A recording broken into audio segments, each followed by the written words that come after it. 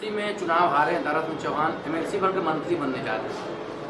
अहंकार में कुछ भी हो सकता है। उनको मंत्री बनाए, उनको मुख्यमंत्री बना दें।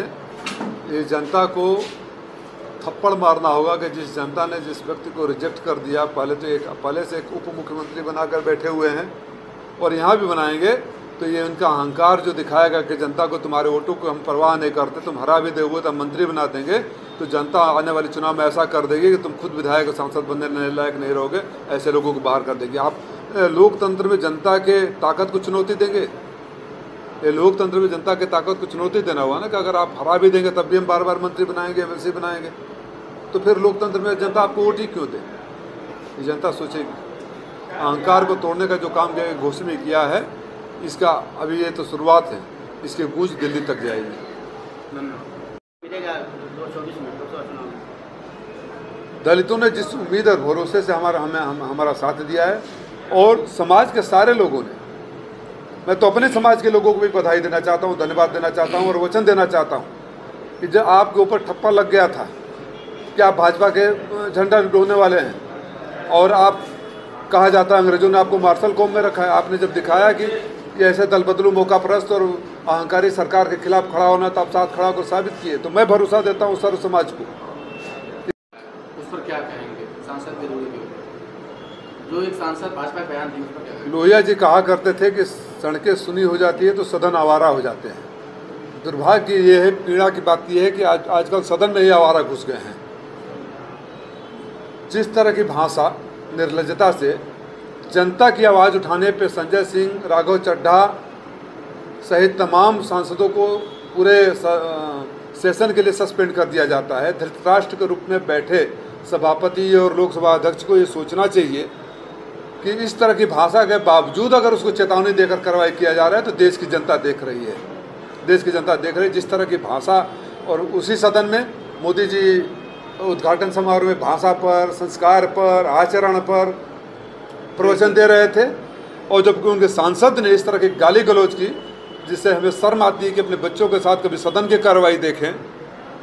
मोदी जी खामोश हैं, गृहमंत्री जी खामोश हैं, लोकसभा अध्यक्ष जी चेतावनी देकर छोड़ दे रहे हैं, कोई कार्रवाई नहीं हुई। ये भाजपा का असली चरित्र उजागर किया है सदन। कुछ छिपे हुए हैं, कुछ खुलकर आ जाते हैं। से गुजर रहा है, उनको पुलिस यहाँ घेर रही है, मैं परवाह नहीं किया कि मेरे साथ क्या करेंगे, उतर के खड़ा हो गए उनके साथ। बात धर्म की हो रही है, ऐसे में राधा स्वामी सत्संगियों के ऊपर लाठीचार्ज जिस तरीके से हुआ, इंक्रोचमेंट को लेकर अखिलेश यादव का टिप्पणी भी उस पर आ चुका है। इसको क्या, इसके लेकर सपा का क्या अगला कदम होगा? राजनीति में जो धर्म का इस्तेमाल कर सत्ता का साधन बनाना चाहें, उससे बड़ा अधर्मी और विधर्मी कोई हो ही नहीं सकता। तो धर्म की बात करते सत्ता के शिखर पर बैठने वालों का असली चेहरा लगातार आ रहा है। मीडिया का एक बार भले न दिखा रहा हो, विश्वनाथ मंदिर को बनाने में कितने भगवानों को कूड़ेदान में डाल दिया गया जो ऐतिहासिक और पौराणिक महत्व के थे। तो इनको सिर्फ अपने अहंकार में ग्लैमर दिखाने का, बड़े बड़े बिल्डिंगों दिखाने का और उसी पर फोकस करने का। उनको याद रखना चाहिए कि जो इमारत खड़ी है उसके नीचे पता न कितने गरीब मजलूमों दबल को कुचल कर दफनाया गया है।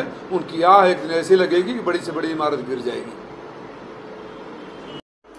किस प्रकार का सम्मान था? कौन? पार्टी नेतृत्व ने, राष्ट्रीय नेतृत्व ने प्रदेश के कार्यकारिणी में मऊ जिला से महेंद्र चौहान, ननकू राजभर और राणा सिंह को प्रदेश सचिव बनाकर भेजा था। इसके अलावा व्यापार संघ का एक जिलाध्यक्ष संजीव सोनी बना है। उनके स्वागत के कार्यक्रम में ये कार्यक्रम था।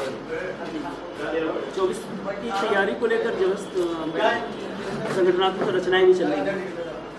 स्वाभाविक है, जब रण से पहले सेनापति अपने कमांडरों को नियुक्ति करता है, रणनीति तय करता है, उसी का एक हिस्सा है। और जिस तरह से घोषित उपचुनाव में हम लोगों ने शुरुआत की है, इससे बड़ी जीत लोकसभा चुनाव में पाएंगे। घोषी की बात कर रहे हैं, कल आपका एक फोटो आपने ट्विटर पर शेयर किया था जिसमें स्थानीय लोगों का और वहाँ के थानेदारों को लेकर आप कुछ कहना चाह रहे थे, क्या मामला था? बुनकरों के साथ वैसे तो ये सरकार शुरू से सौतेला व्यवहार कर रही है, क्योंकि उनको लगता है कि ये बुनकर समाज उनके साथ वोट नहीं देगा। तो सबसे पहले तो उन्होंने जो फ्लैट रेट था 70 रुपया, उसको धोखे से 400 रुपया फिक्स प्लस वो मीटर चार्ज करके और उसमें आधा हार्स पावर का कर दिया कि आधा हार्स पावर पर तो कोई लूम ही नहीं चलेगा। पहले से प्रताड़ित कर रहे हैं, लेकिन जब से ये घोसी उपचुनाव में इनके तमाम दमनकारी कार्यों के खिलाफ एक साथ खड़ा होकर बुनकर समाज ने समाजवादी पार्टी के प्रत्याशी को भारी मतों से विजयी बनाया है। शासन प्रशासन उनको ज़्यादा प्रताड़ित कर रहा है और ये शासन सीधे सीधे प्रदेश सरकार के आदेश से हो रहा है। कल जब मैं आ रहा था मधुबन से स्वर्गीय राजकुमार राय जी की पुण्यतिथि से, तो घोसी मधुबन मोड़ पर जाम लगा था।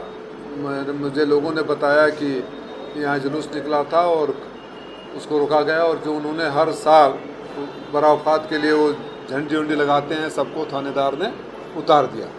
अब बताइए, सामाजिक सौहार्द बनाने का काम का बात करने वाले, जो चीज़ बरसों से होता रहा है, जिस पर कभी विवाद ही नहीं रहा, उससे भी छेड़छाड़ करोगे तो लोगों को मन में आक्रोश आएगा। फिर मुझे बताया गया कि थानेदार आरएफ के साथ, मतलब कोतवाल साहब आरएफ के साथ गलियों में घुसते हैं, दुकानदारों को परेशान करते हैं, सामान उठाते हैं।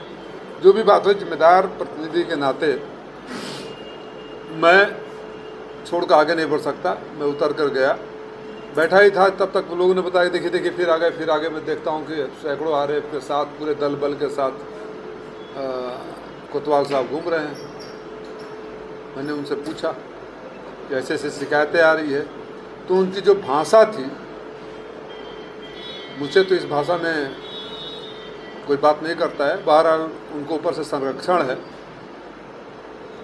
और मुझे ये भी जानकारी है कि उनकी उम्र 58 साल से पार कर गई है। वो शायद पुलिस मैनुअल के हिसाब से या पुलिस विभाग के हिसाब से उनको कोतवाल रहना भी नहीं चाहिए, शायद इस विशेष कार्य के लिए रखा गया हो।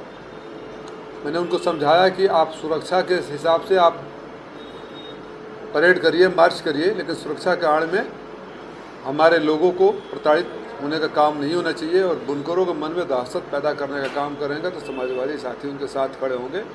बुनकरों को कभी अकेला नहीं छोड़ेंगे। ये सरकार ऐसी है कि खेत में किसानों की फसल को साढ़ से चरवा देती है और बुनकरों को बिजली बिल के मार से मरवा देती है। तो बुनकरों और किसानों, नौजवानों के विरोधी सरकार को आभास हो जाना चाहिए था। हमें तो लगा था कि उनको सद्बुद्धि आएगी इस उपचुनाव के बाद, लेकिन लग रहा है कि अहंकार सद्बुद्धि नहीं लाने दे रहा है। अहंकार में इस तरह की कार्रवाई कर रहे हैं।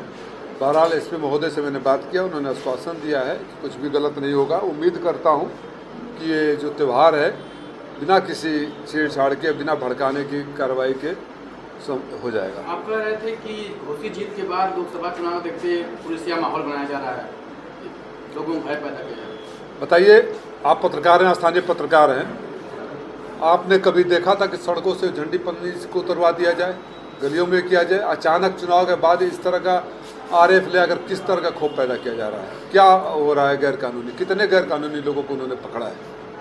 अब गैर कानूनी आपके पास अगर सूचना तो चाहिए। समाजवादी पार्टी के लोग कभी भी सुरक्षा के साथ या खिलवाड़ नहीं होने देंगे और अपराधियों को संरक्षण नहीं देंगे, लेकिन उसके नाम पर जिस तरह का, और यहाँ तो तमाम को जगह वो है, मैं यहाँ मोहम्मदाबाद भी है, यहाँ कोपागंज भी है। अगर सवाल सिर्फ घोसी के एक अधिकारी के खिलाफ आ रही है तो मुझे लगता है कि उसमें ज़रूर कुछ न कुछ सच्चाई है। उच्च अधिकारियों को इसकी विवेचना करनी चाहिए, जांच करनी चाहिए, क्योंकि घोसी में उपचुनाव था और वहाँ से भारी संख्या में वोट मिला है। हो सकता है कि उनको किसी के संरक्षण में या किसी के आदेश पे वो कोतवाल कार्रवाई कर रहे हों। इस समय